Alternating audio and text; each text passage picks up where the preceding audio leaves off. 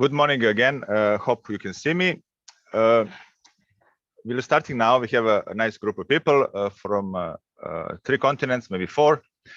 I will make a short introduction, what's happened in the past and what we're doing, and then introduce our main speakers today, Kelly Hessen from Geometric Sweden, and the gemologist, inventor of the GemPen, Torbjörn Lindvall. So let me tell you what we're doing since October, me and Dusan Simic, co-author of the book Laboratory Grown Diamonds. We are educating and sharing our information among you during this partial lockdown, in some cases very hard lockdown. So we started in October with the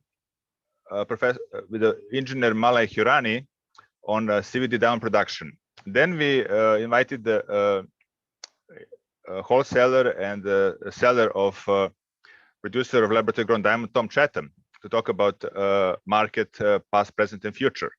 Then we have Frank Ripka from Switzerland, from Algordanza, talking about memorial diamonds.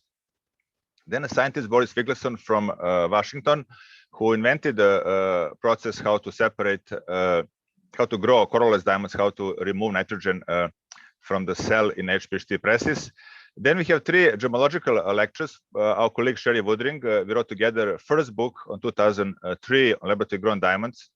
And then it was Dusan Simic that I wrote together second book, 2007. Both books are sold around 3,000 plus copies in 2 languages. And then I was talking about certification, identification of diamonds with advanced instruments and standard.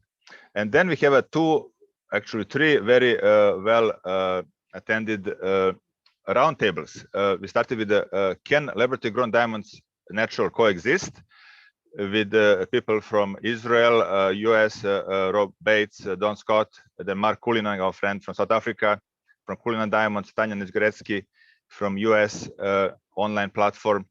Then we have very, very special one on, we went into the factory, how to grow diamonds in New Jersey, moderated by Dusan Simic, from CVD factory to the market. And we also show how to cut diamonds in India and sell by Ashit Gandhi, Darshan Shashishkant, and Shreyan Shas from India. Last one was the most visited and very, very popular. Sorry about some spelling mistakes. It was last minute edition. A Future of Natural and Natural Laboratory Grown Diamonds, moderated by Rob Bates from JCK Magazine. We have Gary Holloway from Australia, Don Scott, Michael Schlamacher from Swarovski, and Shen Moore from Borsheim Diamond USA. All these we can watch on YouTube channel Branko Gems and AG&J. It's 11 webinars, actually 10 are posted, and this one will be there as well. We are streaming live on YouTube as we speak. So this is the book. Took us 6 months to write, and now 6 months we are selling it, going very well, over 1,000 copies. I won't talk too much about the book. Who attended previous webinar knows what we did.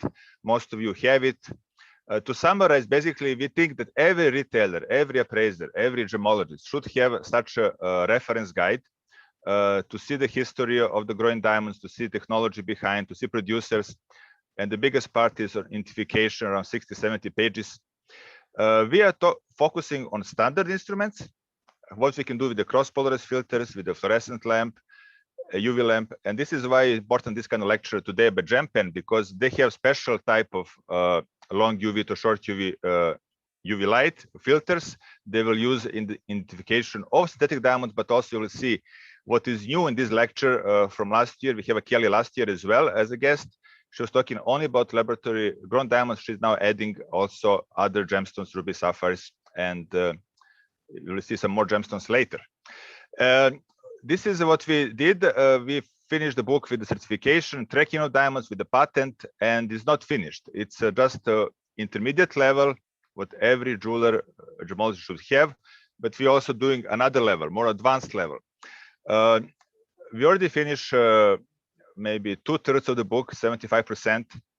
I'm lucky to know some very good and famous scientists, researchers, like Dr. Alan Collins from King's College from London, now retired. He was the Beers advisor. He helped me in 1999, 2000 to discover first HPHT treatment of diamonds. He will write a chapter on defects in natural treated synthetic diamonds. Then Professor Zaitsev, another famous researcher, we use his book as a Bible to check spectroscopy of diamond. He will talk about optical spectroscopy. Not only he'll write in the book, he'll also talk about this in June at the Advanced Diamond Academy that is starting with next week. I will talk about producers in Europe, India, Russia in the book, and we'll have special guests from China. I think one of the first time people from China are lecturing on this kind of platforms. Chinese synthetic diamonds, what is happening, what is detection? There's a doublets happening in China, a major producer of laboratory grown diamonds, very important lecture.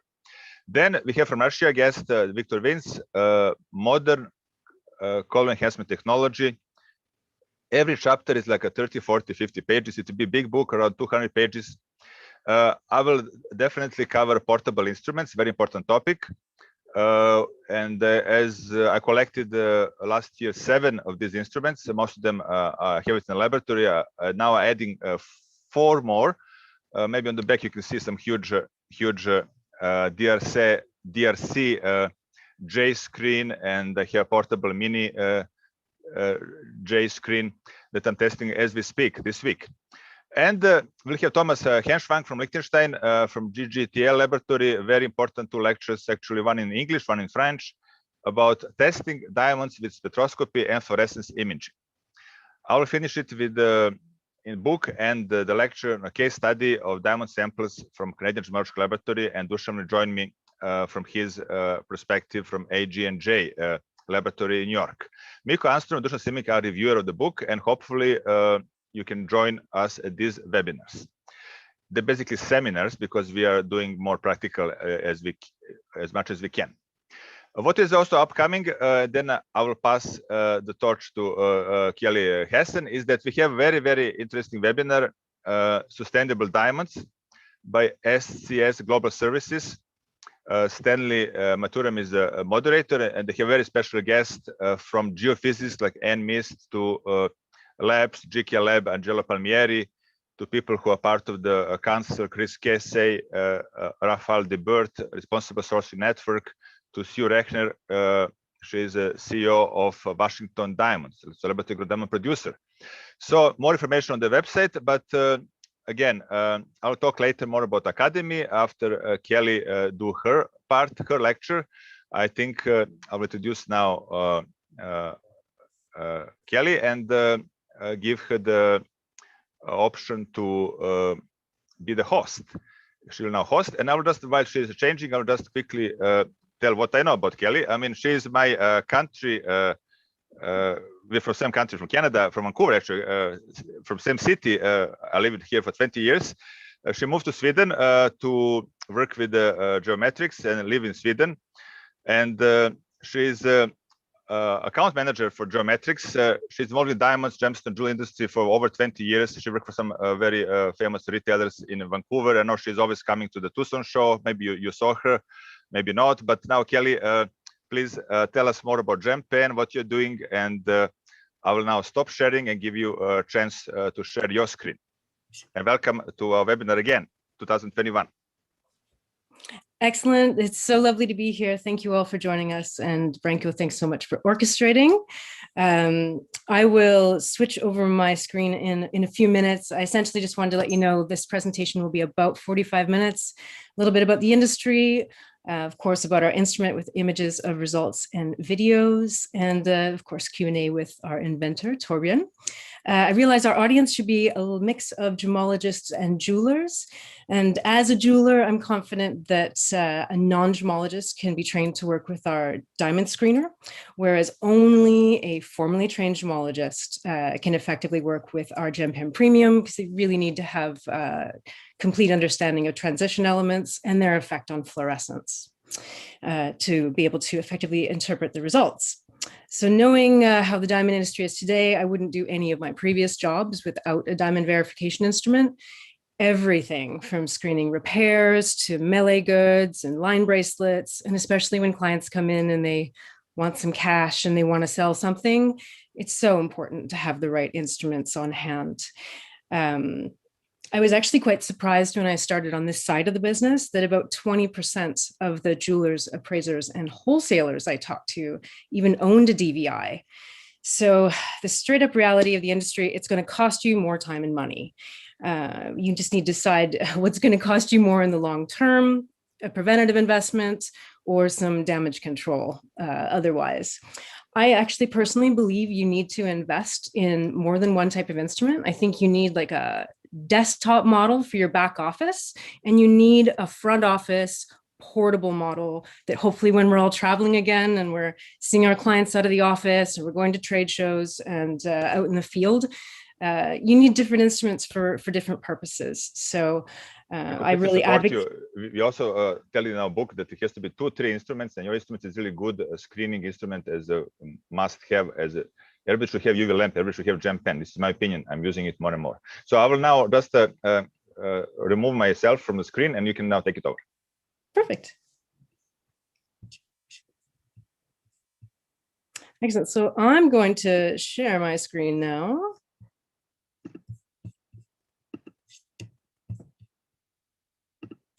Oops, that is the wrong thing there. You're not doing a software update. So yeah, I really think it's important for people to research the different types of instruments that are out there, decide what's in your budget, what your confidence level is. Do you need it to have application outside of just diamond? And yeah, there's wonderful instruments. I will share a little bit about ours. I think you need to be properly trained on each instrument to be able to effectively work with it. We're of course here to help train you and to answer any questions you may have. We have our GemPen Academy online for our new users. And of course, there are always going to be stones that come across your desk, which will require further investigation at a lab. And our instrument allows you to screen the majority of stones before referring to a lab. So thank you all again. I will be discussing our GemPen Diamond Screener, GemPen Premium, and our new Darkroom. So our instrument has been designed and invented and is assembled in Sweden. And of course, Torbjörn is our inventor, and he is a geologist and a gemologist and a tutor with GemA. So the difference between our instrument and the traditional long wave, short wave instruments on the market is that we've got in this portable handheld device a custom built xenon UV, which is a full spectrum UV. And then we have our specialized filters, which narrow down those wavelengths. And no, they're not published, so I can't tell you what those are, but ultra spectrum optical filtering technology is how do we refer to it. And we'll be looking at examples of that as we move into the presentation. And you'll notice it's a hexagonal design, so it won't roll off of your desk. And it's quite it's a very beautifully designed and weighted instrument. So really you feel the quality of it when you meet one of them in person. With the diamond screener, it comes with filter 1, and that's what you need to screen natural diamonds from lab-grown diamonds. We always recommend our long wave filter 4. Now, filter 4 is long wave. It does correspond to that. So if you don't already have a long wave light source, very much recommend filter 4, because that's what you'll use to confirm naturally fluorescing diamonds. So the little diamond map that comes with your diamond screener for reference as you're screening stones or learning to. So our instrument is interesting because it indicates natural, HPHT, and CVD lab-created stones. So you can actually usually tell the difference between the HPHTs and the CVDs, and we'll explore that further later on. Our instrument works on rough stones, polished and mounted goods. So even those with closed backs, there's some instruments that are limited based on whether there's an open or closed back. So ours is all good with that. All diamond sizes, 1 pointers up to the larger stones. I've personally quite confident working on it with smaller than 1 point. If they're HPHT, really clear the phosphorescence, you'll begin to be quite familiar with them the more you work with it. For the color range, D to M, if you go deeper into the color range, you have to have an understanding of transition elements and more gemological training. So for a non-gemologist jeweler, D to M color, That's the focus. We do not detect simulants. So cubic zirconia or moissanite, you need to know you have a diamond, and then you're trying to determine what type of diamond you have. You can screen multiple stones at the same time in quite a short period of time once you get used to working with GemPen. And you can upgrade your diamond screener to the premium with the additional filter kit, which we'll talk about later on, and that'll help you screen corundum for synthetics and treatments as well. And I actually, of course, someone who's sold a lot of diamonds, often would bring my clients, as you all have as well, over to your microscope and show them the unique inclusions their stone may have. And on a retail level, it's kind of fun for some of my clients now that said they would never sell lab-grown diamonds, but of course they are, because their clients are asking for them. They will use their GemPen as a screening tool, but of course as a sales tool. It's actually quite fun to show your client the unique color that their lab-created stone will illuminate with when you shine GemPen on it. So of course, a little bit basics about the industry. There's some challenges, increasing presence of lab created, lack of versatile and portable screening equipment, and of course, loss of trust if stones prove to be undisclosed as lab created. This is just a little point from last year. Exports of lab-grown diamonds in India were up 60% in February 2020 amid COVID-19, while exports of naturals had declined by almost 41% compared to the year before. This is just a little bit from the most recent Bain & Company report that they did for the AWDC, the Antwerp World Diamond Council. And you all, let me just move this a little bit so I can see a little bit better.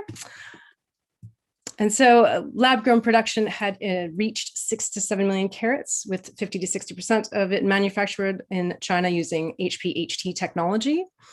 That retail prices for lab-growns had fallen while wholesale remained stable. I also thought it was interesting that between 60 and 70% of younger generations consider sustainability when making the purchasing decision, but just the same, consumers across the key markets in the US, China, and India didn't see substantial differences in sustainability between lab-grown and natural diamonds. So I thought that was kind of an interesting contradiction, sort of. This is just a little note from a BBC article that was talking about the rise of lab-grown diamonds. It's actually quite an interesting article. What it goes into is just basically saying that lab-grown stones are a rapidly growing trend in the industry, and that young buyers are drawn to them by price, transparency, and for environmental reasons. The article actually has an interesting perspective from the Diamond Foundry and from the Natural Diamond Council. And they each are slightly different perspectives on the environmental sustainability element of that. That's a topic for someone else's webinar, but it's interesting to read both perspectives. And I'm sure some of you on this call already are very well aware. So just some images of working with the instrument. This one is a CVD stone. A little bit about our instruments. In 2019, we received the Red Dot Design Award, and it's the first gemological instrument to be internationally acclaimed for its design. As well, in 2019, IHE conducted, IHE is the Instituto Gemológico Español, pardon my pronunciation, which basically translates to the Spanish Gemological Institute. So they've brought GemPen into their curriculum after 100% correctly identifying a mix of 71 colorless HPHT, CVD, and natural diamonds. As well, at the same time, the World Gem Foundation was involved in that testing as well, and they've also brought our instrument into their curriculum. Our instrument is one of the Assure tested instruments, which was done by the now the Natural Diamond Council, because there's been some rebranding there. Just the basics of this, there's some wonderful instruments out there on the market. And the basics of what I will review here is that ours is a portable instrument, not a desktop. Category 1 means that we do not screen simulants. We are a detect device as opposed to a refer device. Refer devices will say pass or refer, which means, of course, refer to a lab. So just a little bit of a difference with our instrument there. Any size, D to M color, all shapes, mounted goods. And we are a manual feed. There's a couple devices that are automatic feed, and you can test multiple stones at the same time. As well, in 2020, the CGA, which is the Canadian Gemological Association, also brought GemPen into their curriculum. And I was able to join them last year in Tucson, and we had an educational booth, and we're doing testing there. And then, of course, I had the opportunity to have a table at the AGA conference, and it was a really lovely experience, and really grateful to have had an opportunity to be there. Also, this year we had GemA Instruments, which is a subsidiary of GemA, has brought our instrument into their little shop online for gemological instruments. So that is something that we're really excited about. I also had the opportunity to join Branko at his lecture in Tucson last year, and he was sharing about his recent book about ID of green gemstones. So what I have here in this picture, I had a piece of jadeite jade. It was B and C grade with polymer impregnated and dyed, and then there was flux synthetic emeralds. So really enjoyed participating with Branko with some other instruments as well that he features in this book. I imagine most of you are gemologists, so I'm not going to spend too much time with the distinction between fluorescence and phosphorescence. When I'm talking to jewelers, they don't necessarily have any gemological training, so I do go over that, but I will assume most of you know. And same as well with the two currently the different forms of production methods for synthetic diamonds being HPHT and CVD. And then we'll talk a little bit about natural diamonds that are HPHT enhanced. So that, of course, is preparing the crystal lattice to bump up the color, brighten it a bit. These are more difficult to detect, and we're doing more research in this area. It's a little bit easier with larger stones, like over 0.5 carats, because what you'll notice is it'll be more to the surface and to the edges of the stone. But we're really excited to continue on with our research in this realm, because there is, of course, an increasing amount of HPHT enhanced natural diamonds. So a little bit about type 2A naturals and just type 2As in general. The naturals are a smaller proportion of the diamonds, natural diamonds in the market at the moment.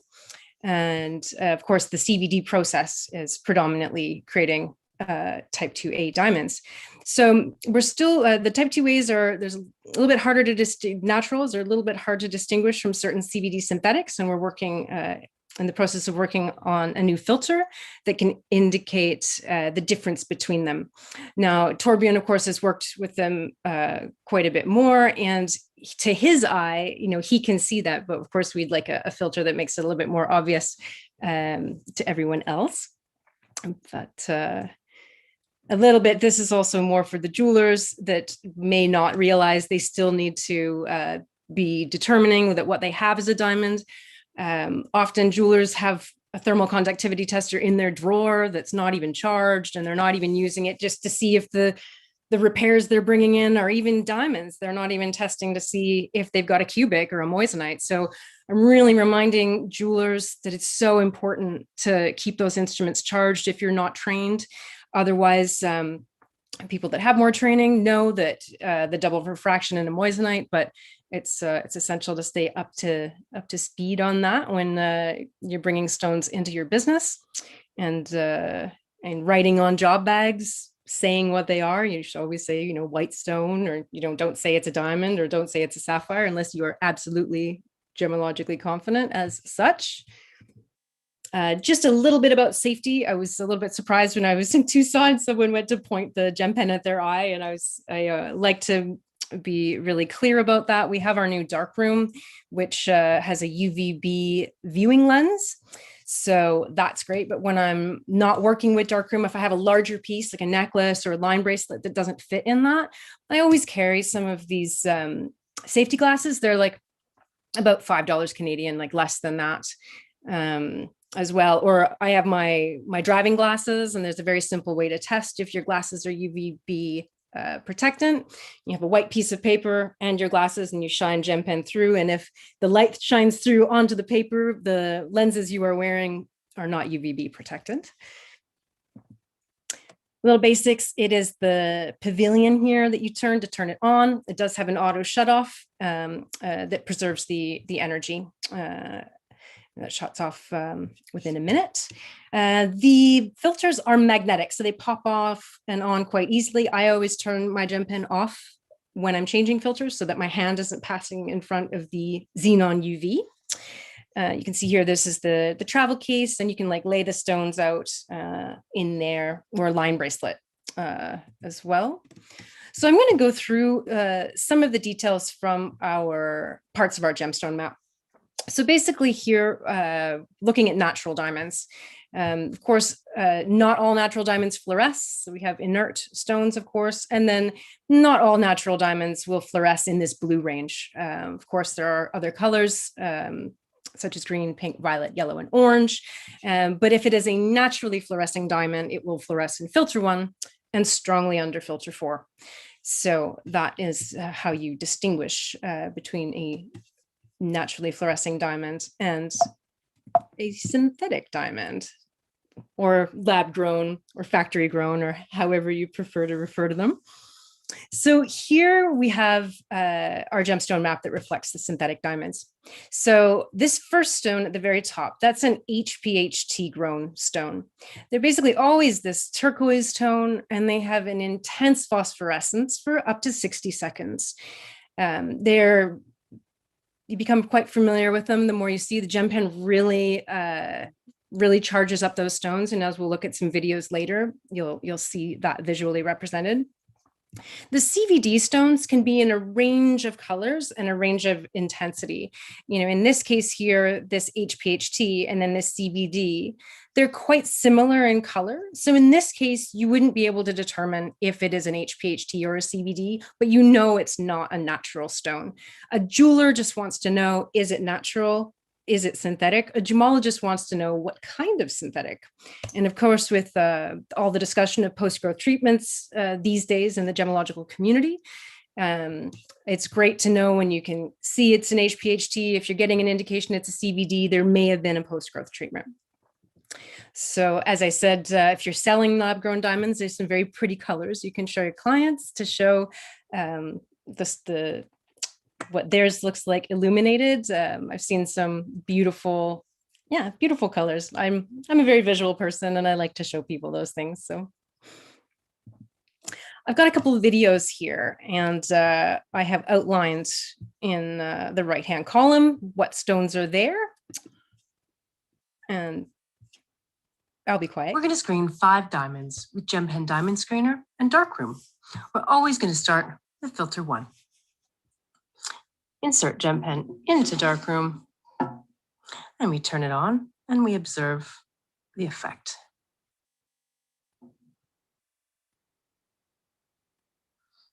This yellow-green tone is a CVD, lab-created diamond.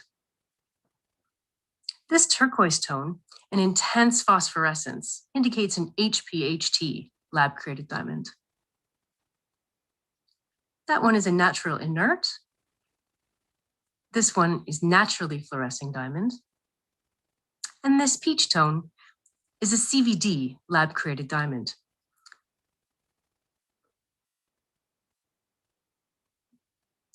I'm now going to turn off my GemPen and change to long wave filter 4.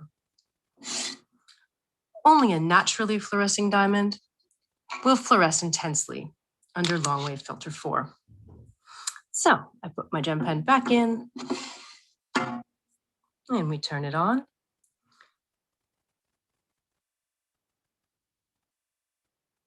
So that HPHT is still phosphorescing from GemPen with filter 1. That is a naturally fluorescing diamond. So you'll notice the only intensely fluorescing stone is the naturally fluorescing diamond.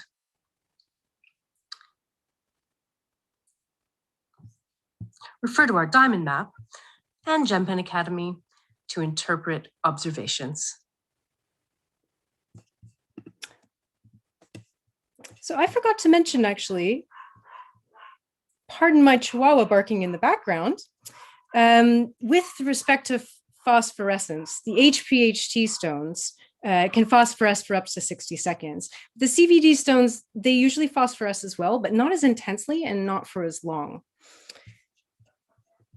So here we have a couple of other stone rings here. These ones actually were from IHE in Madrid. So the one on the left, turn that volume down, are HPHTs, and the one on the right are CVD. These are just filter one, but you'll notice the extended phosphorescence of the HPHT stones on the left.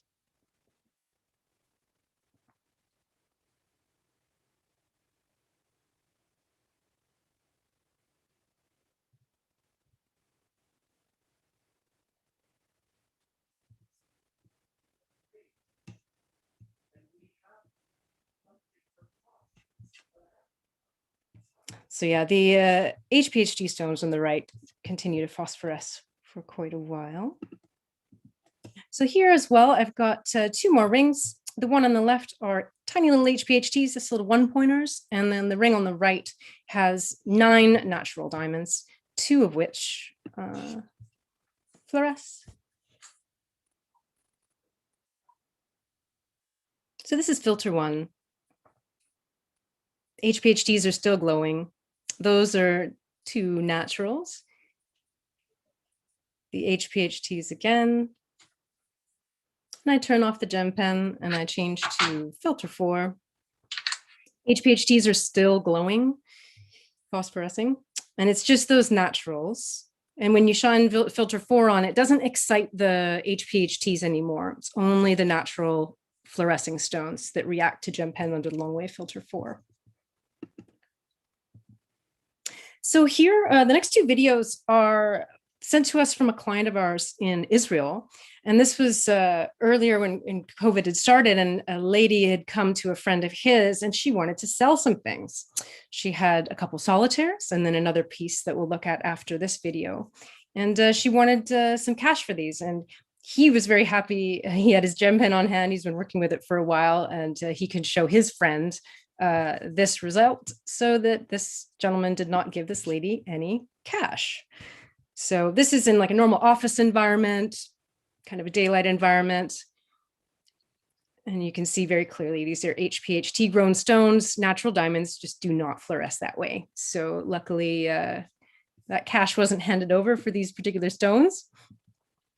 This lady also had this line bracelet. It's a really popular style. I personally sold this semi-bezel bracelet a lot. It doesn't catch on the fabrics when you're wearing nice fabrics. So I love the style of it. But when you shine the GemPen on it, and he just did this with filter 1, I wish he'd done the video with filter 4, you'll see a mixture of stones in here. And I'll go through it and call it out when I see. So HPHT, HPHT, HPHT, natural, natural, HPHT, HPHT, natural, HPHT, natural, HPHT, natural. Not the best video. I'll play it one more time. And just to point out as well, most lab-grown producers are not really trying to hide that's what they're doing. They're either laser inscribed or disclosed in some way. But when you've got a full bezel or a semi-bezel, you may not be able to see that laser inscription. So I think it's really important to be extra conscious when you're working on pieces that are set that way.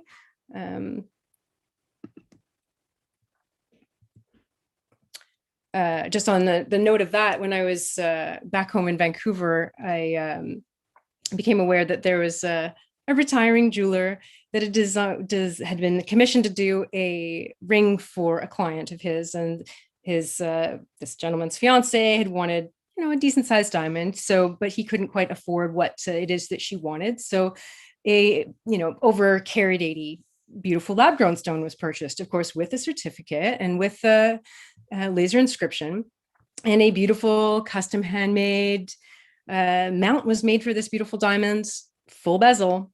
It was sent to a local appraiser who was also retiring, and created an appraisal for like $34,000 Canadian. And let's just say that I don't believe the appraisal was updated to reflect what the stone actually was. And it's if you don't have the right instrumentation, you're not necessarily going to see. And there's a lot of honest people in this industry, and there's also a lot of people that are on the edge of that. So be especially conscious with bezel set stones, and ensure whether it's our instrument or some other instrument, have them on hand so that you can protect yourself from those sorts of occurrences. So here is a couple different shots of our darkroom. So as I said, UVB protecting glass. It's kind of like a transformer. You can screen with single stones, and then otherwise this piece flips over, and then you can put in the sliding tray to put multiple stones in. And then there's a little piece here that you can put a ring on. So I love Darkroom because it allows me to be hands-free, so I can take pictures and videos, and then I don't have to worry about having glasses on to protect my eyes from the UV. Just a couple of images of working with our Darkroom. And then that's, of course, this is the travel case that GemPen comes in. So you can use that if you're out and about too, to like lay things down and use the lid of it to kind of screen from, sunlight as well. With diamonds, you can work in a daylight environment. Well, the darker the light environment is better. However, when we're going into colored stones, you definitely need to be in darkness to see the subtleties of the results. So this is just a little introduction to GemPen Academy. When you register your GemPen, it activates your 1-year warranty, and then you'll have access to the resources that are online here. I did also want to mention, if anybody is typing in the chat area that there's questions, while I'm doing this, I can't see those questions. So I would appreciate your patience. And at the end of this, either myself or Torbjörn will field the questions and provide answers for you. So thank you very kindly. And now I'm going to move into GemPen Premium. It's exactly the same. The GemPen is the same. It comes with filter 1. The only difference is that it comes with the additional filters 2, 3, and 4. And that's what that looks like with this little carrying case. And now I'm going to work through some of the details of our Gemstone map. So basically, I want you to take a look at what you'll see in daylight. And then under each of the filters, the first one here is natural with glass fillings. And you'll notice here there's the fluorescence, blue fluorescence here in these lines. That's indicating the glass fillings in that particular stone. This one has been very much heat treated. This chalky fluorescence here indicates heat treatment of this ruby. And then this is just a little video. I'll turn the little sound off on that. And showing indication of heat treatment with filter 1.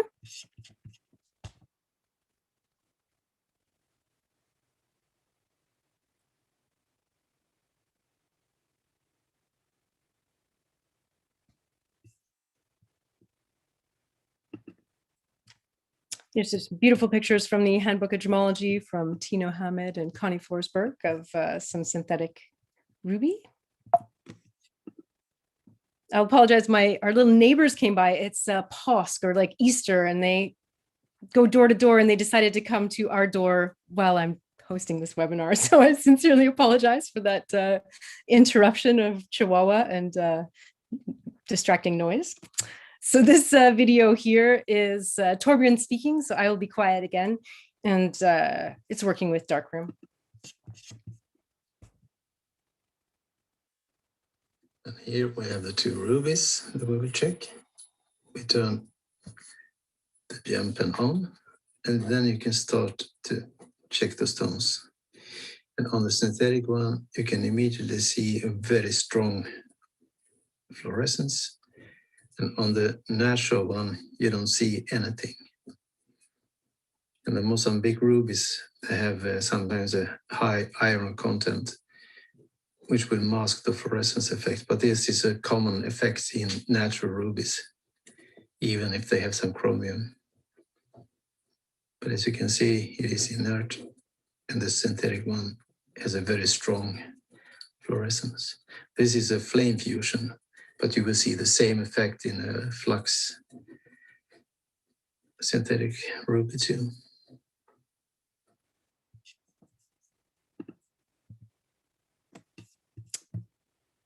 And just another short video. So flame fusion again, and then our new Darkroom, of course, now.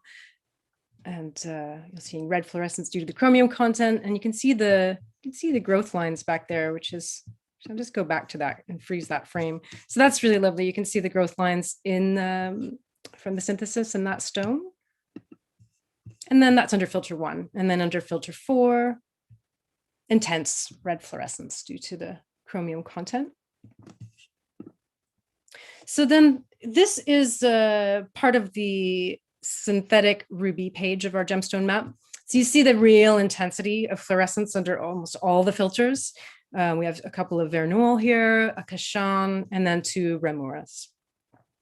And then in contrast, natural rubies that are untreated. So I'll just flip back and forth because it's really clear, obvious, intense fluorescence between the naturals and then the synthetics. But of course, there will be fluorescence in some untreated rubies, of course, depending on the locale due to the transition elements. So this one is an untreated stone from Tanzania. This is a untreated star ruby. And this one here is from Mogok in Myanmar.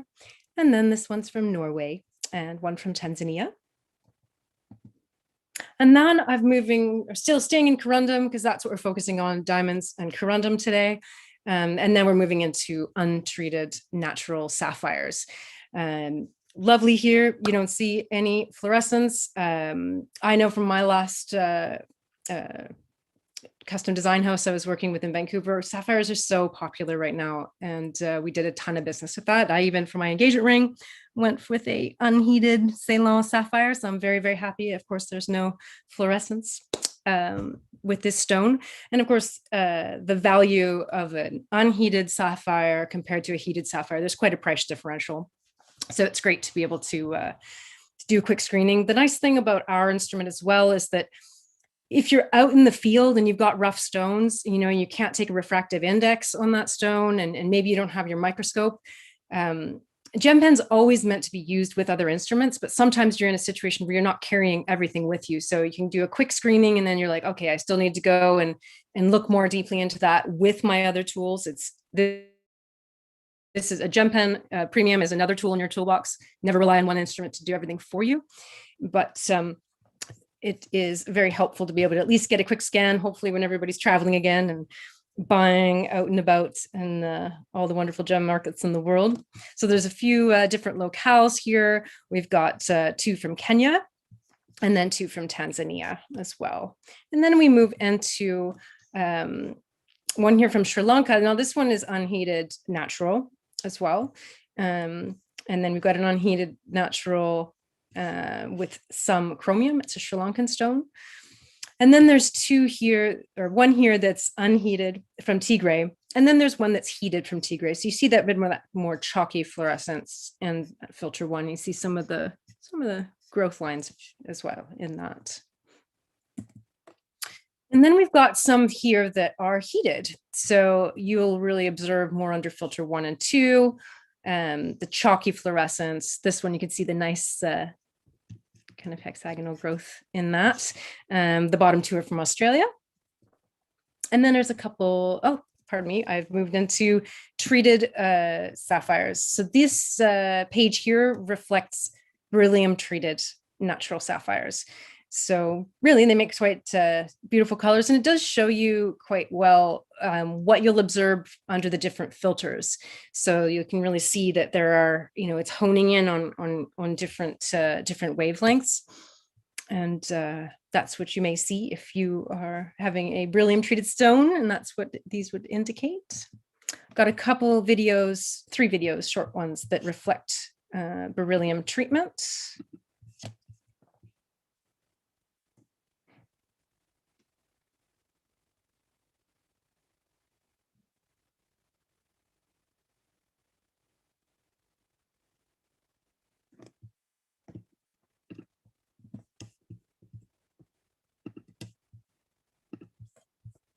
Second video.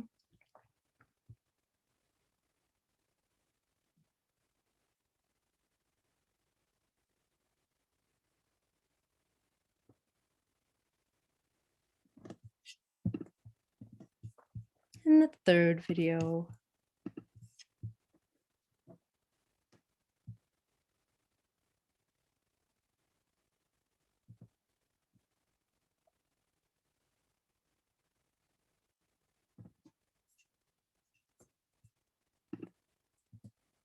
And now this last page here is reflective of synthetic sapphires.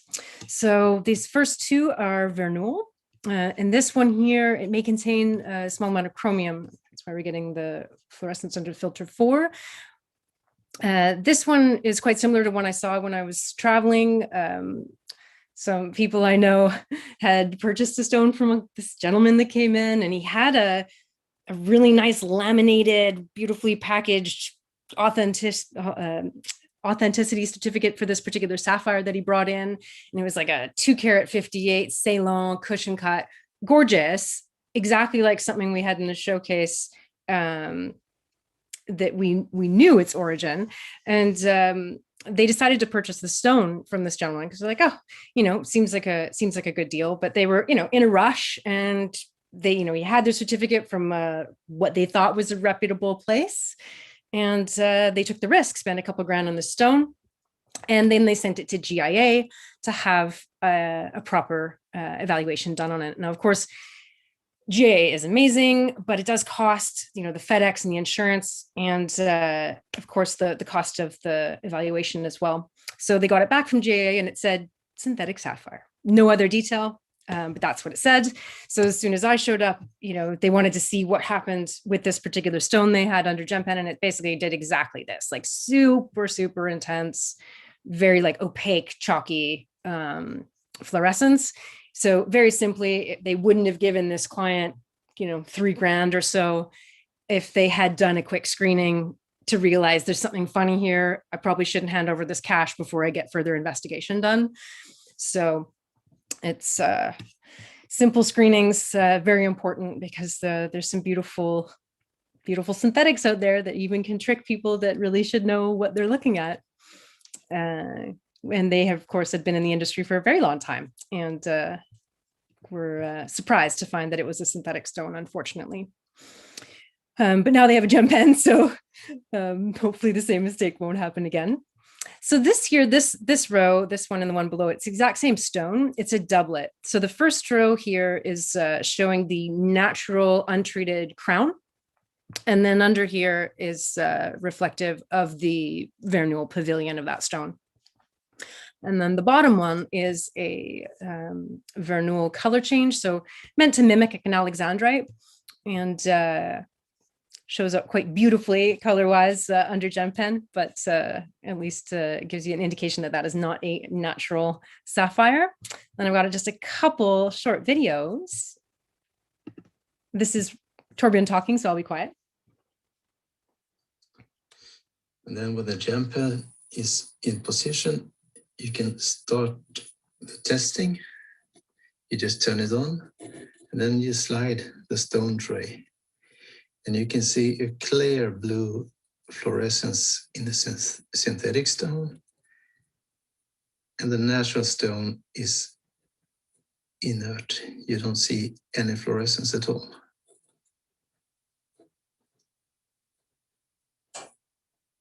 There you can see the synthetic stone again.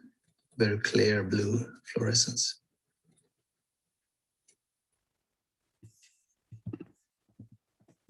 And the last short little couple slides.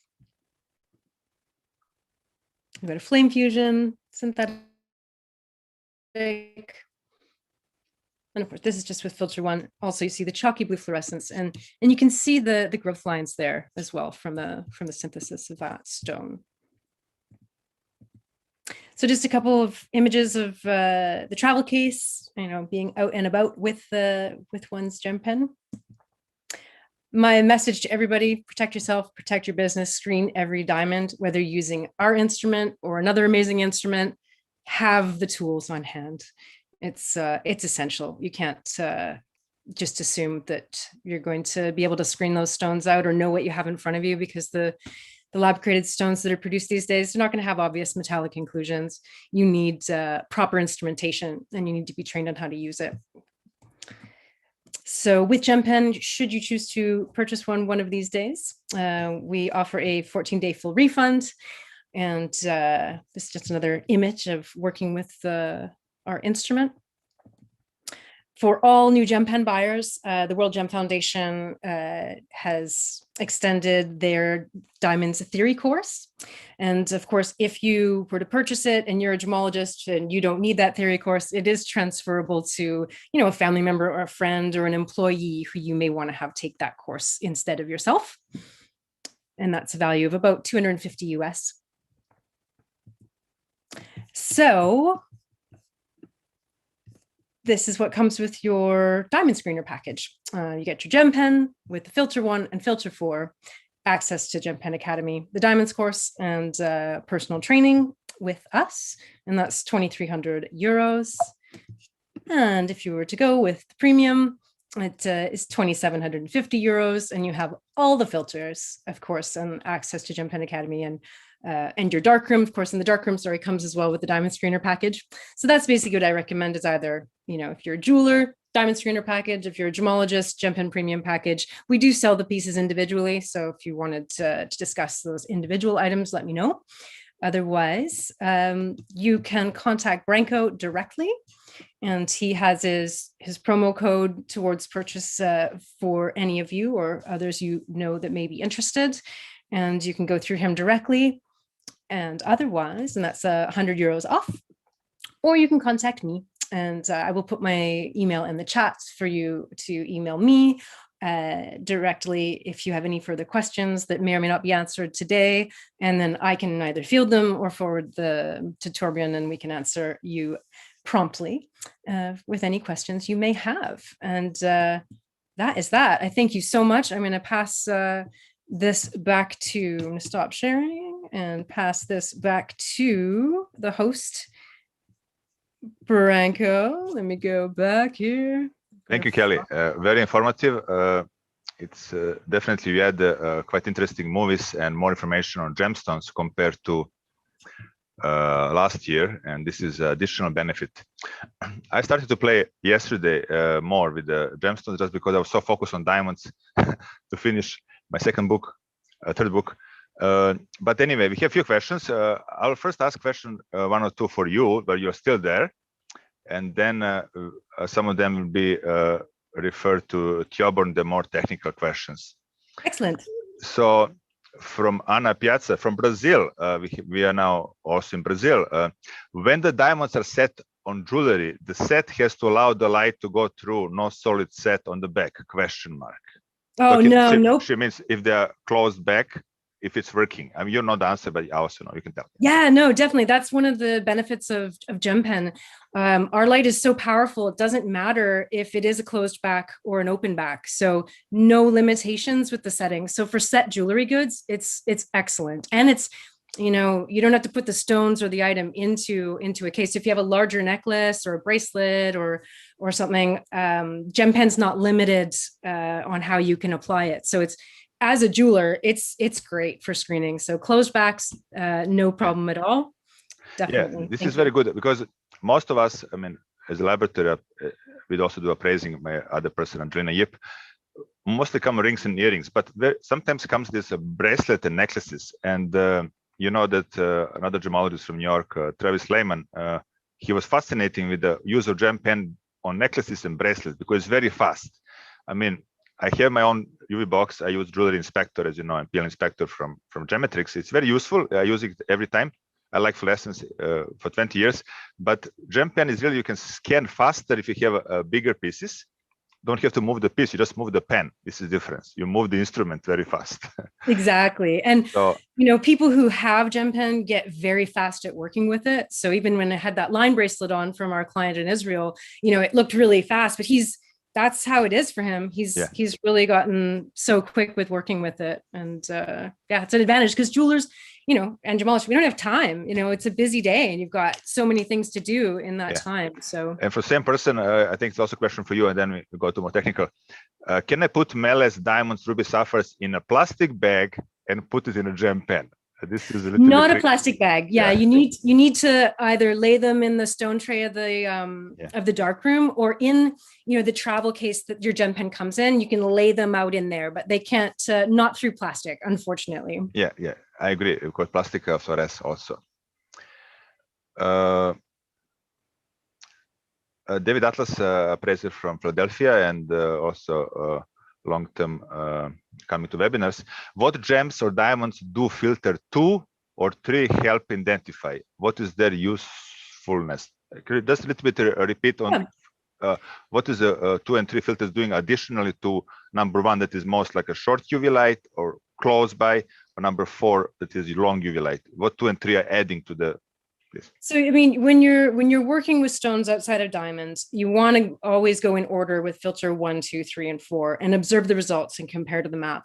Now, as we're moving into research with other stones, and right today we're working with diamonds, rubies, and sapphires for this presentation, but as we're continuing our research into emeralds and jadeite and such, you'll find application on stones outside of like such as emeralds. So that's more like filter 3. Which is great for that. So, you know, anyone who knows UV knows the application of UV on a huge variety of stones. So we're, beginning our research with diamonds and corundum because that's such a huge part of the industry. And as we expand into the other stone groups, you'll be able to see the application and the benefits of the various filters across, different categories of gemstones. Okay, so it's one of the first questions from our friend, probably you know him also, Adolfo de Basilio from Madrid. Adolfo! He was very, very helpful for the second conference Mediterranean in Valencia. He was translating in Spanish, and hopefully we'll also have our book translated in Spanish at some point. He is ready to do it.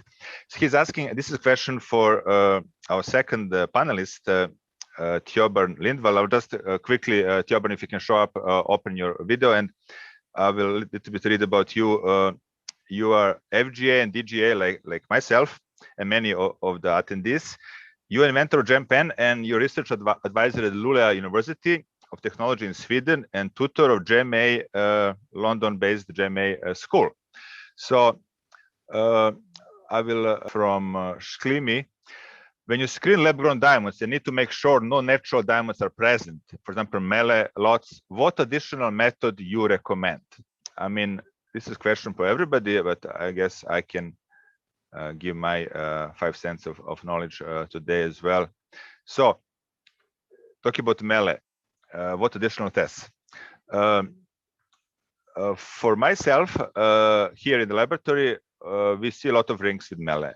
My first test to do after looping, this is of course always loop first, just to make sure how they look as a diamond or not, a microscope as well. But sometimes a microscope, you're limited with the back of the ring, or they're not transparent. So I would definitely check fluorescence. I'm using a jewelry inspector because it's I'm just have this instrument for 5 years and it's very convenient.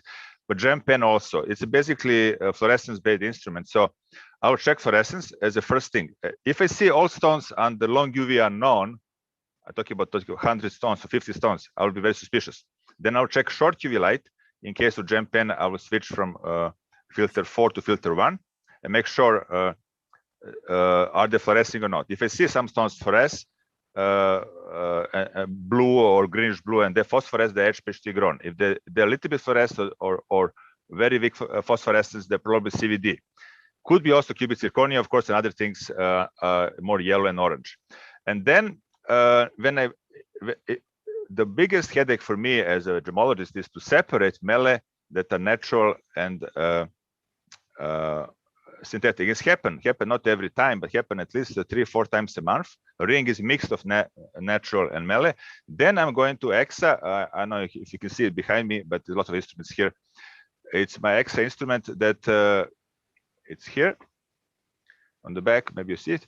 Then it has fiber optic light, and basically I will touch each diamond with this fiber optic light and check the spectra. Of course, now I have also another big machine there, a J screen from DRS, all kind of stuff. I can check jewelry that are 10 pieces or 5 pieces at a time. So I will check spectra, and spectra will separate. This instrument works on pass and refer, but when it's refer, I will see the actual spectra and separate based on, because civil diamond has a NV center and 737 and HPHT ground has different defects due to nickel and other catalysts. Natural diamonds has usually blue fluorescence and entry center. So, Kelly, do you have Tjobern back? Yeah, I spoke to him. He is logging back in from a different browser for some reason. Sapphires decided to not let his microphone work. I see. Okay, no problem. I can answer Adolfo's question. No problem. I'm sure he'll come back. Yeah. So this is a question maybe you can answer, Kelly, from Brendan Hadcock from US. How easy is to compare colors? Changing a filter takes time, and image might be affected by receptivity of camera to different light frequency. I mean, there are two ways to do it. What I can tell, and you can tell your opinion. You do it visually with your eyes. Of course, eyes are limited, but eyes are very sensitive. Of course, if you have good eyes, some people getting older or change their eyesight. I notice I don't see very well far side, but I'm very good near sight. So a camera, yes, if you make a pictures, camera definitely always different than actual picture. Because I noticed I did a lot of books on fluorescence of diamonds, and GemPen probably will do similar pictures or close to this. So definitely this is different picture than I would see with my eyes, because it's captured my cell phone. But what is your experience, Kelly? I mean, difference between a real light. I know we're talking sometimes between, is it greenish blue? What is chalky green blue or greenish blue on HPHT ground, or more blue, like violetish blue on natural diamond? You have very good video, and I would ask you to give me this video 5, for example, because next Friday I'm talking about different portable instruments. It's very good video to show difference of violetish blue of natural sapphires and more greenish blue or green blue of HPHT grown. They also phosphoresce. What is your experience with the light and the camera and changing filters? I mean, changing the filters is relatively quick, but yeah, it takes time. It's part of adding into the process of your evaluation. I always, as well, I have Gemstone Map on my laptop screen, so that they're with the brightness up, and it's everybody's eyes are a little bit different. So that's the one, of course, limitation with respect to GemPen and devices that are visual. It's the individual's interpretation of the results. So, the more you work with it, you get more confident to see the subtleties between the stones and, the kind of the themes that will come across when you're having a heat treatment or a beryllium treatment. But it is subtle. And I think it's the more people work with it, they get quite confident with it. We've got a gentleman that in Switzerland, all he deals with is sapphires. That's all he does. So, and he is loving working with it, because for him, he's able to really screen out any synthetics that come through and can see the treatment on the sapphires.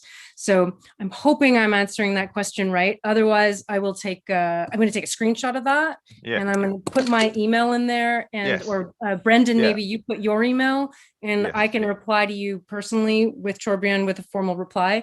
Torbjörn is trying to log back in again, and I'm not sure if you can. If Brendan is okay, I have his email. I can pass it to you if he has to say okay. And then Adolfo and Alicia, I could see that they couldn't see or hear the answer. So so natural diamonds that are HPHT treated, they are trickier, definitely easier on larger stones, like over 0.5 carats. So what you'll see is the treatment, you'll observe it more to the surface and to the edges of that stone. And we're doing some more research now, and hopefully we'll be able to publish some more images and such of those HPHT treated stones, because they are out there and they're trickier, but if you can catch them, it's excellent to be able to note that. And Torbjörn's had quite a lot of success with catching the natural stones that have been HPHT enhanced. So I'm hoping that answers your question. Otherwise, Adolfo and Alicia, I know where to find you, and I hope I can find you in Madrid again soon. So another question via text from Judy Gulich. Can you use the darkroom setup for rings? Answer is yes. Definitely, yes. We've got the piece for rings. Now, I've got some rings that are soft squares. There's not every ring. So most rings, there's a lot of different shapes of rings. So there are rings that fit in the darkroom, and we have our little component for that. And otherwise, when I'm screening rings, I normally put them in a. Guess what? I have your little component. Just happened. I received it 2 weeks ago. Thank you a lot. So this is basically how it looks to put many stones. You can put even melee, and then on the top comes the GemPen. But what is happening with the rings? I didn't use it yet, to be honest. But I just find it. You put this little thing, yeah. Yeah, absolutely. And that separates. Yes, rings goes around, and basically this is how you set up for the rings. Then you can cover it again and look at the rings. So what is nice, you can really turn the rings around. I mean, very smart. So like eternity bands, you know, that works great for that. But yeah, there are some, you know, much larger rings. I, you know, have some personal rings that are, you know, not delicate. And in that case, you know, in a jeweler environment, you have a ring stand, or so I just pop it in the ring stand and I'll screen it that way, you know, just depending. And then if it is that I'm looking, you know, at a sapphire, if I'm not able to put it in the dark room, then I'll put it in a ring stand. I will turn the lights off in my office, and then I'll examine it that way with eye protection.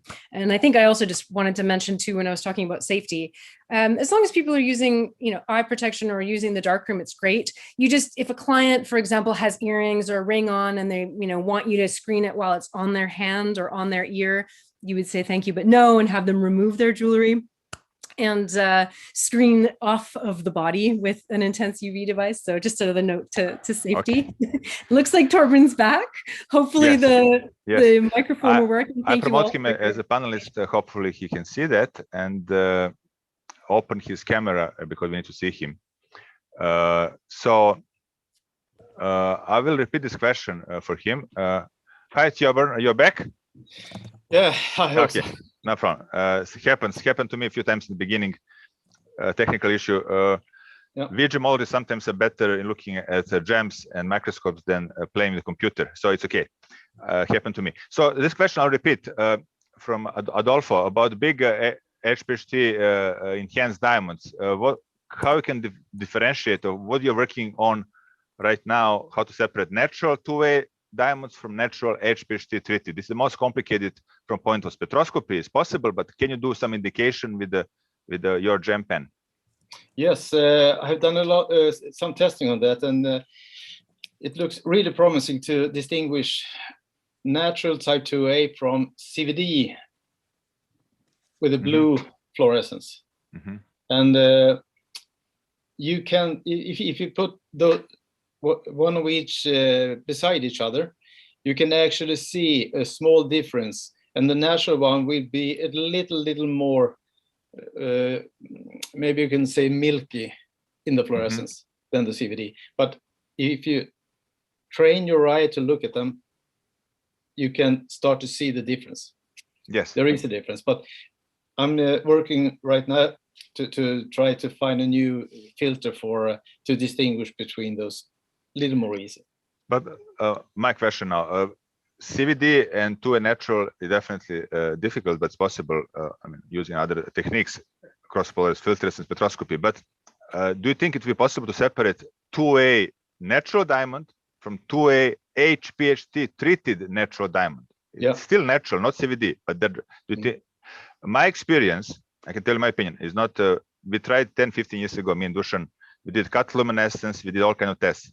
But we also did a lot of experiments sending natural diamonds of brown color, brownish color, and check fluorescence. It was known. We sent to HPHT, we get DEF color, measure fluorescence, measure spectroscopy. Fluorescence increased slightly to weak blue, chalky blue, weak blue. So if we can see this, I know you got samples from New York lately to study this. If you can see this constantly, many samples with GemPen. So I can tell you my experience. Using UV lamp from standard one to jewelry inspector to GemPen. GemPen, it's of course a secret what light you use, but definitely stronger source than other UV lamps. This is very good. So we don't. My opinion is that we will not use GemPen to grade the intensity of fluorescence. It's not for that. It's identification instrument to see if it's present or not and what is the color. To compare two samples of natural and HPHT treated. So I think there's a promise for that. What I saw lately in my samples, there's some indication there, but then you need to do more samples, I guess. Yeah, I think we will be able to distinguish them quite soon. Okay. And what I have seen is with filter 1, you can see a quite clear bluish fluorescence and sometimes phosphorescence. Mm-hmm. Okay, very good. Yeah, it just has to be documented, and we can. I have quite a few stones here, and we have more in New York. We can maybe do something. I can give my opinion and help you out. No problem. So one question for me, gemological. I mean, this is a diamond focused and gemstones. And after summer, I will do more Gemstone Academy, and we might talk more about different instruments for gemstones. But Kelly did a very nice videos with you together. I mean, so you are part of it for sapphires, beryllium treated and regular sapphires. In this direction, and rubies, of course. I just want to give a little warning that some natural rubies, you probably know this, from Burma and sources that have a lot of chromium, could be medium, even strong red fluorescence. So medium strong red fluorescence is good indication that it's either synthetic or could be natural of high chromium content, correct? This is something to be aware, yeah? Yeah. The question is about beryllium treated. Definitely there's difference in fluorescence, what you saw on your video. Is it because of the, just because you're basically detecting high temperature treatment of the material, correct? You just, yeah? Is it because of that or something else you think? I think it's also it's a combination of the high treatment temperature, but also when you add the beryllium, because you can see a quite obvious yellowish orange to even red fluorescence in the beryllium treated, where you don't see it in the natural stones. I cannot say that the result so far is conclusive, but it's a very, very good indication. Okay. Yeah, I mean, people looking for this, especially people in the trade, quick answers and quick indications. Very often they just, because of that, bring me to a laboratory to do more tests. If this can do, this would be great. I mean, I think you just need to collect enough samples and see. I think you're on good track. Yeah, the more you talk about this, like today, the better for the trade. Yeah. It's very long question from Antoinette. I'll try to summarize it. To comment about 10-karat emerald cut that was showing off fluorescence. They were saying at the conference globally. Yes, I mean, I think she's mentioning synthetic diamond that producers said no fluorescence. I think in that case, it was high color diamond. It was, but this kind of diamond under GemPen, or I think it would be very easy to detect with GemPen diamond at the HPHT grown, correct? It doesn't matter 1 point or 10 karat, it's the same reaction, yeah? It doesn't matter at all. You can explain what you would see with the 10 karat, same as 1 point, you know, same fluorescence, basically. It will be exactly the same reaction. Yeah. So it would be like more like, I mean, what I noticed, this is interesting.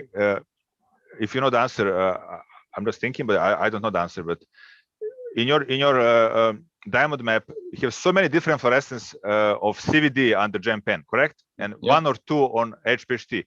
So it seems to me HPHT grown are very constant in how they react with the GemPen and general fluorescence light. And CVD are so different varieties of color. What do you think? Why this is happening? I mean, why it's sometimes orange, sometimes yellow, sometimes. Before talking about the CVD, it's hard to say. There is some theories about it, but maybe it has something to do with the time they are growing, or maybe.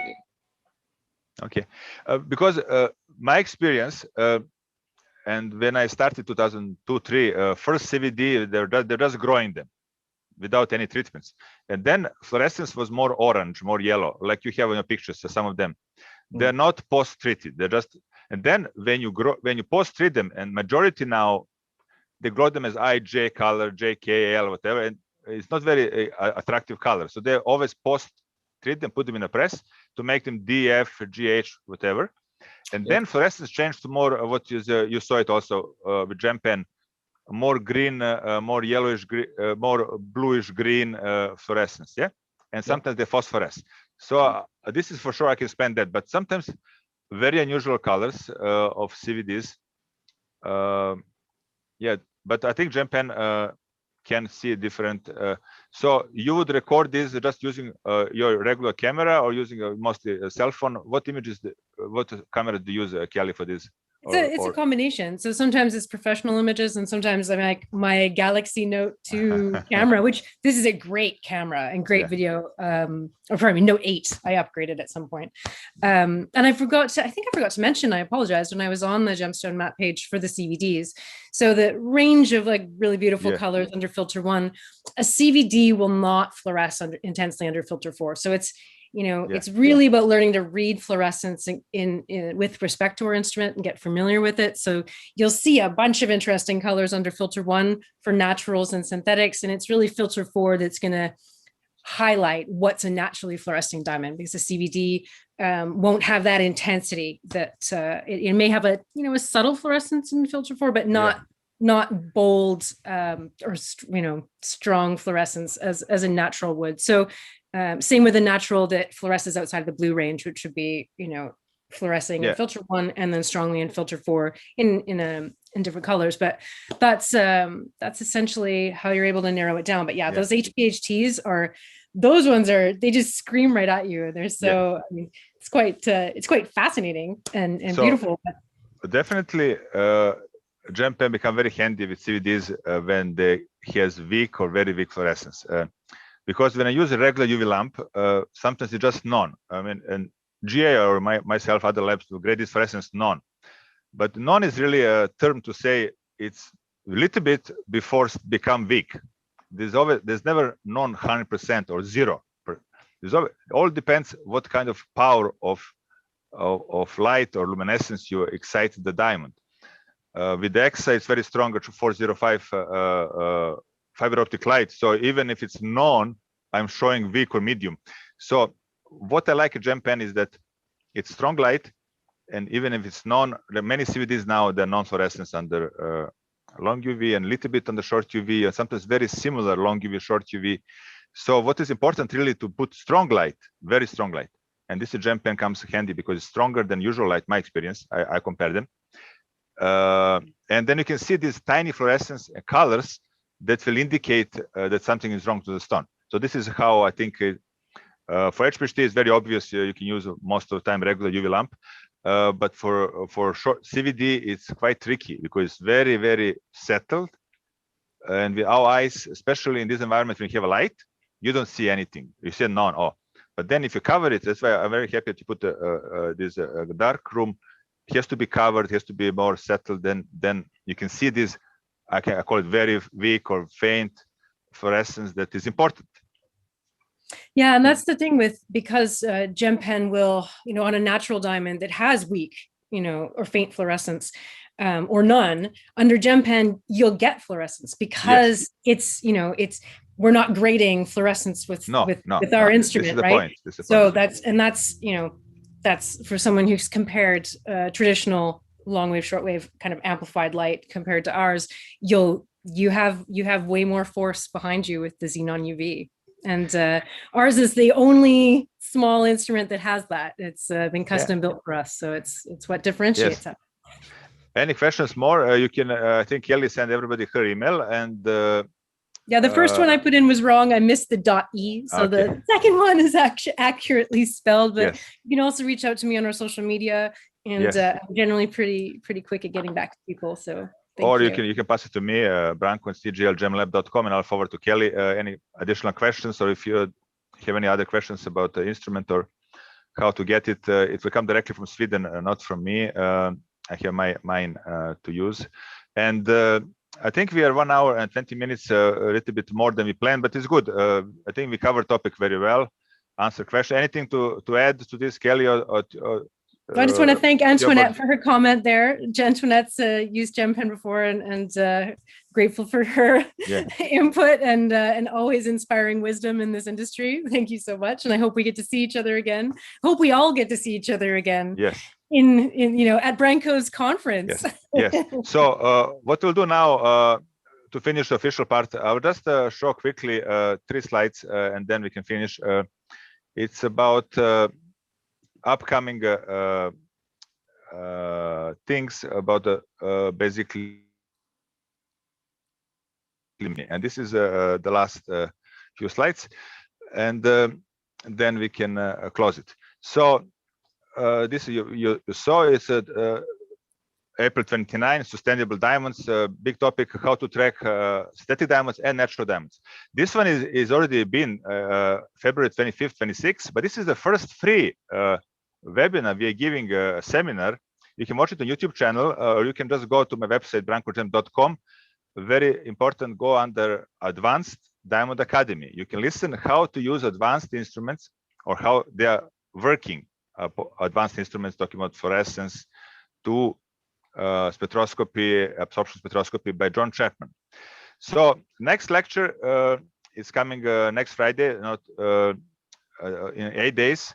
I will compare, including GemPen, another, I did 7 instruments last year. I added now, I have 12 instruments from 8-9 producers. It's a quite enormous task to do, but I'll try to compare it and tell you my opinion based on 50 samples I tested.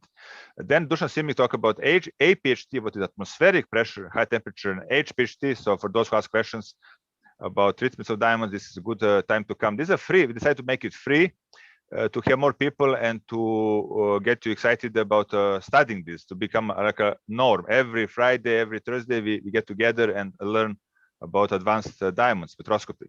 Then I'll do one that is quite important for color diamonds, for those who deal with this. With GRS Lab, we're issuing these provenance reports on pink diamonds. We can prove the diamonds is coming from Argyle, Australia, compared to other 7 sources from 5 continents. This is me, all this free in April. Then you can sign up for other ones that are part of Academy. They are fee-based because I have a lot of work to organize and to bring people from Russia. Victor Vince, May 7, talking about modern diamond treatments. He's doing in Novosibirsk, Siberia. I was there to visit factories and facilities. It will be for Russian-speaking people and for English. It will be translated. This one will be in English. Chinese synthetic diamonds, big lecture from Tejin Lu, head of research from NGTC laboratory. He was working as GA researcher. So this one is May 20th. And May 28th, Mikko Armstrong, Marjorie Labs, we talk about their advanced portable instruments from infrared to EXA and Raman and Visible.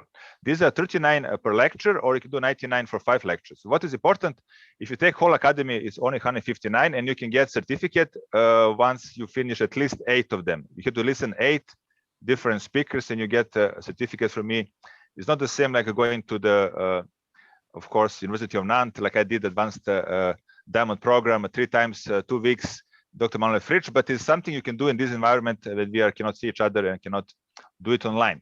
And most intense, most advanced, most those who really have some instruments, those who really want to know what these instruments are doing.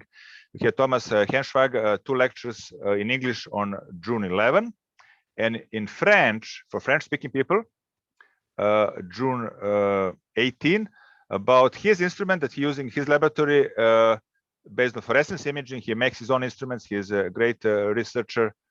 And then we'll finish June 25th, after 2 months of every week, almost me and Dusan will talk about what we can do on 100 samples, 50 mine, 50 Dushans, or 100 together with different advanced instruments. All these for you as a part of the Advanced Diamond Academy. And the end, you'll get this book. Of course, if you order it with 25% discount, it should be ready in August, September, called Diamonds, Natural, Treated, and Synthetic.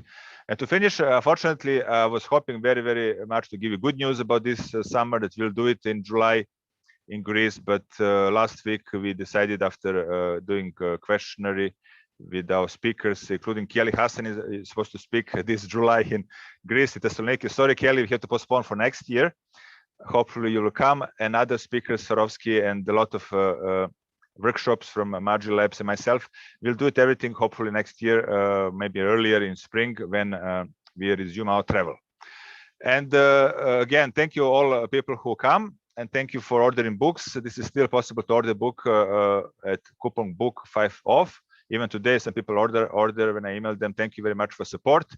We are doing this more or less non-profit because we are really working hard to make these webinars and teach you. So if you can support buying some books or instruments, to be great for all of us who are in this business. So as a special thank you, we made a movie. We're not lazy. We spent quite a time, 15 days, to summarize 11 webinars in one compact movie. For anybody who can buy any book from brankogems.com or go to Branko or Advanced Academy, will get this movie for free to watch, and it will give you really a summary of 19 speakers in 1 hour and 23 minutes. Okay, thank you, Kelly. Thank you, Tjobor. And I will finish now and ask you all to follow up on our newsletter. It's going tomorrow, and let us know if you join us again. All the best, and we have stopped now our webinar. Thank you.